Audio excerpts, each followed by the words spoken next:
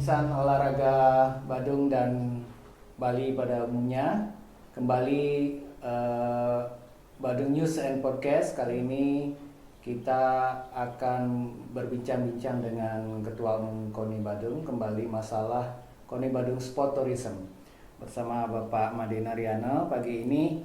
Selamat pagi Pak. Pagi. Ya. Salam olahraga. Salam olahraga. Ya. Saya Pak, seperti kita ketahui sudah 4 cabang olahraga yang menyelesaikan kegiatannya sampai saat ini. Okay. Nah, saya minta Bapak untuk evaluasi sedikit seperti apa sih pelaksanaan setelah 4 cabang olahraga ini yang telah berlangsung. Ya. Baik, terima kasih insan olahraga di Badung dan di Bali pada umumnya. Salam olahraga. KONI Badung mantap jiwa, juara. Ya. Saudara-saudara, sebagaimana diketahui kami dari KONI Badung menyelenggarakan atau mengadakan KONI Badung Sport Tourism melibatkan 10 cabang olahraga. 4 cabang olahraga yakni kriket, kabadi, bridge, dan catur sudah berlangsung selama bulan Mei dan Juni ini. Malahan catur baru kemarin selesai. Menurut evaluasi kami dari Ketua Umum KONI, keempat cabur ini sudah dapat melaksanakan kegiatan KONI Badung Sport Tourism ini dengan baiklah. Sekalipun tidak sempurna, tetapi sudah memuaskan bagi kita. Memuaskan dalam arti syarat yang kita berikan kepada mereka, pertama peserta minimal 300 sudah melampaui dari jumlah itu. Kedua, ada peserta dari luar Bali sudah juga cabur-cabur dari seluruh Indonesia ikut juga terlibat, atlet-atlet yang berkaitan juga ikut terlibat. Dari luar negeri, apalagi di kabadi sama di kriket, saya kira terutama di kabadi luar negerinya cukup banyak. Ada dari Singapura, Timur Leste, Malaysia, Thailand apalagi, dan ada juga dari Taiwan. Jadi menurut saya dari dua segi ini sudah terpenuhi lah. Yang kita tunggu nanti adalah bagaimana pertanggungjawabannya secara administrasi. Ya, sebab dana yang kita gunakan adalah dana hibah dari Pemda Badung, tentu harus dipertanggungjawabkan dengan benar. Oleh karena itu kami harapkan cabur yang sudah melaksanakan KBST ini maupun yang belum, kita harapkan nanti dapat memberikan pertanggungjawaban yang lugas, yang benar, dan apa adanya lah, apa adanya. Saya kira itu Pak Wadi, evaluasi kita. Saya kira pasti ada hal yang 1-2 tidak baik, tetapi umumnya sudah sangat bagus lah. Oke, kira-kira ada catatan nggak Pak untuk sisa dari ada 6 lagi nanti yang akan melaksanakan, yang paling dekat ini Muay Thai ya? Iya. Yang Muay Thai nanti hari Jumat, Sabtu dan Minggu. Iya, betul. Mungkin ada apa yang perlu di note? Iya. Tentu apa yang sudah dilakukan yang sudah baik dari 4 cabur yang terdahulu ya, mudah-mudahan dapat ditiru dan dilaksanakan juga oleh cabur-cabur lain. Terutama Muay Thai Indonesia akan mulai melaksanakan KBST ini hari Jumat lusa ya, hari Jumat tanggal 5 sampai Sabtu Minggu. Mudah-mudahan cabur ini karena baru pertama kali, jadi yang dari kedua agenda ini MI termasuk yang pertama kali lah, supaya dapat dilaksanakan dengan baik, dan tentu kita akan monitoring dan evaluasi ke lapangan. Kalau sudah baik, mereka akan dapat melanjutkan tahun depan. Kalau tidak ya terpaksa kita delete lagi gitu. Sebab kita tidak main-main dalam pelaksanaan KONI Badung Sport Tourism ini. Apalagi hanya bisa diikuti 10 cabang olahraga dari 56 cabur anggota KONI Badung. Itu yang perlu diperhatikan oleh cabur-cabur yang belum melaksanakan KONI Badung Sport Tourism. Oke, yang terakhir kemarin catur saya sempat berbicara dan ngobrol-ngobrol langsung dengan peserta, khususnya peserta luar negeri. Mereka cukup puas dengan pelaksanaan, katanya sudah rapi dan mereka ingin untuk dilanjutkan kembali. Oh begitu, baik. Jadi kebetulan saya secara langsung tidak dapat mengikuti KBST catur karena ada di luar daerah. Saya lihat di YouTube atau di foto-foto yang diberikan oleh bagian IT kita ternyata cukup ramai ya.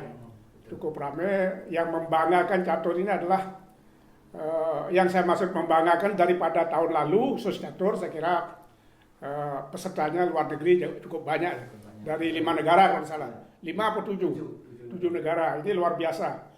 Dan ada beberapa Grandmaster dan Master nasional internasional juga ikut. Ini perlu kita pertahankan, bila perlu ditingkatkan di tahun-tahun yang akan datang. Dan cabur-cabur lain juga perlu meniru cara-cara kerja yang dilakukan oleh pengurus Kabupaten Catur. Ya. Untuk evaluasi sudah mungkin untuk sampai saat ini karena baru 4 ya. Nanti untuk selanjutnya cabur yang lain seperti Muay Thai, ada taekwondo, selam, selat Roma, karate, dan bola voli. Bola voli 3x3 ya. Begini Pak Amade, untuk cabur-cabur yang lain mungkin akan dilaksanakan bulan Juni, Juli, Agustus ya. Terutama yang Agustus itu adalah selam. Namun ada satu cabur yang keteter, karate. Karate baru bulan September habis PON baru akan terlaksana. Padahal target kita sejak awal kan seluruh KBST ini harus selesai sebelum PON. Namun kena agenda PB pengurus besarnya karate itu cukup padat, di mana KBST ini tidak bisa diselipkan di agenda tersebut, maka diadakan setelah PON. Jadi dia sudah melapor jauh-jauh kepada kita. Kalau toh bisa dilaksanakan diselipkan sebelum PON, tempat tidak ada. Misalnya yang akan dipakai kan aula Universitas Udayana. Ada bisa diselipkan hari yang selang, tetapi tempatnya terpakai di sana. Syarat kita tidak boleh keluar dari Badung. Nah, itu masalahnya, harus dilaksanakan di Badung. Jadi akhirnya diambil kesepakatan, dilaksanakan bulan September selesai PON Sumatera Utara dan Aceh. Saya kira itu hambatan juga ini, mudah-mudahan juga akan bisa berlangsung dengan baik lah. Oke, satu cabang olahraga ya, Pak ya? Ya, karate. Ya, karena dana sudah turun kan, kalau dibatalkan juga tidak enak ya. Tidak enak karena sebagian dana sudah dipergunakan juga untuk administrasi, untuk membuat piagam dan lain sebagainya. Mungkin ada yang perlu. Ya, yang satu hal yang perlu saya evaluasi juga kita di sini untuk semuanya, baik untuk masyarakat, untuk orang tua, atlet. Pelatih dan pemerintah terutama, satu hal dalam kita melaksanakan KONI Badung Sport Tourism, karena ini namanya sport tourism, jadi ada tourismnya, maka satu hal yang amatan kita adalah venues sebetulnya. Venues kita baik untuk di Badung maupun di Bali pada umumnya belum ada yang memenuhi syarat-syarat olahraga dunia, itulah olahraga internasional. Jadi yang 4 ini pun semuanya meminjam di tempat bukan milik Pemda. Jadi ada yang di UNUD, ada juga yang bilik desa dan lain sebagainya. Oleh karena itu maka karena sifatnya ini internasional, kita perlu memiliki venues atau stadion atau lapangan yang juga bertaraf internasional. Mudah-mudahan setelah tahun-tahun berikutnya, di mana selama ini konsentrasi pemerintah pejabat kita barangkali non olahraga, di luar olahraga, mudah-mudahan berikutnya akan mulai dipikirkan venues atau lapangan atau GOR yang sifatnya lebih internasional. Sebab namanya KONI Badung Sport Tourism, tentu kita pertama kita harus laksanakan di Badung sendiri. Kedua, atlet dari luar Bali, baik mancanegara maupun dalam negeri harus menginap di Badung. Jadi hotel-hotel yang lokasinya di Badung. Yang ketiga, venues-nya harus bertaraf minimal nasional lah. Nasional apalagi bisa internasional. Itulah hambatan kita, mudah-mudahan akan menjadi perhatian kita semua juga, perhatian pemerintah, untuk bisa kita lakukan lebih baik di hari-hari mendatang. Itu yang pertama. Yang kedua, tujuan KONI Badung Sport Tourism ini lagi sekali saya ingin mengatakan, sudah berulang kali kita katakan. Pertama adalah meningkatkan prestasi atlet kita, terutama yang ada di Badung maupun di Bali. Kenapa dia bisa meningkatkan prestasi? Karena atlet-atlet Bali dan Badung pada umumnya, kalau sudah diadu keluar daerah, pasti dia lebih banyak kalahnya. Lebih banyak tidak menangnya. Jadi dia akan bisa tryout atau train di Bali lewat KONI Badung Sport Tourism. Jadi kita bisa melakukan train, apalagi ini menjelang PON ya, menjelang PON. Yang kedua tujuannya adalah membantu pemerintah mendatangkan turis atau wisatawan asing, wisatawan dalam negeri yang ingin berolahraga di Bali atau ingin mengikuti kejuaraan lah. Jadi demikian dua tujuan saja, tujuan pokok. Kenapa ini kita realisasikan dan mendapat bantuan juga dari Pemkab? Karena memang Badung adalah tujuan wisata internasional, tujuan wisata dunia. Badung dan Bali pada umumnya lah. Jadi selama ini banyak pejabat kita menyampaikan bahwa ingin mengembangkan sport tourism di Bali. Inilah yang dapat kita lakukan. Sebab lahan dari tourism olahraga ini cukup banyak juga, cukup besar juga. Saya kembali teringat waktu pembukaan KONI Badung Sport Tourism, janji Bapak Sekda ya. Iya, Pak Sekda. Mau membuat internasional arena lah, gitu, seperti JIS atau GBK gitu. Apa ada komunikasi lebih lanjut? Ya, setiap kita bertemu saya sampaikan, diingatkan. Mudah-mudahan nanti akan dilanjutkan oleh Pemkab Badung, sekalipun sebelumnya sudah ada rencana seperti itu karena kita kena COVID kemarin. Jadi semuanya amblas, semuanya bubar.